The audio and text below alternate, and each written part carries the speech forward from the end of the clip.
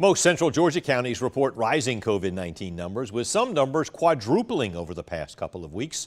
Caitlin Heck breaks down those numbers.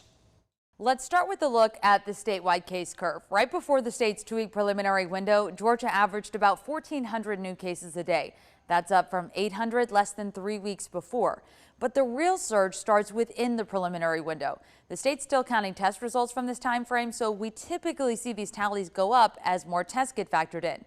But even within the window, the average already reached more than 5,000 last week, more than 6 times higher than about a month ago.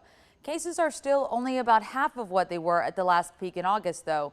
And after last year's holiday surge, the average topped out at more than 11,000 cases a day. Again, since the surge really happens within the preliminary window, it will take some time to get more accurate numbers. Now in Bibb County, cases started climbing right at the start of the preliminary window. Right before that, Bibb averaged 10 new cases a day, but already reached nearly 40 within the preliminary window. Houston County's cases started climbing at the end of November.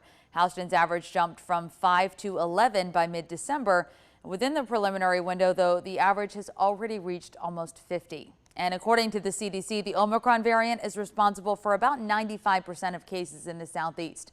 We'll continue to track all these numbers so we can break down the latest trends for you. I'm Caitlin Heck, 13 WMAZ News.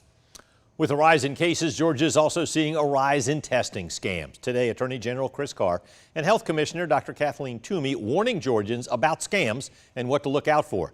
They say be skeptical of anyone approaching you to offer testing. Also, if somebody wants to charge you for an in-person test, it could be a scam. The health department has a full list of valid testing locations on its website.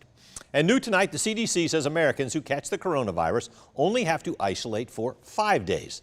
That is down from the previous recommendation of 10 days. Officials say the guidance is keeping with growing evidence that people are most infectious in the 2 days before and the 3 days after symptoms develop. The guidance is not a mandate, but a recommendation for employers and state and local leaders.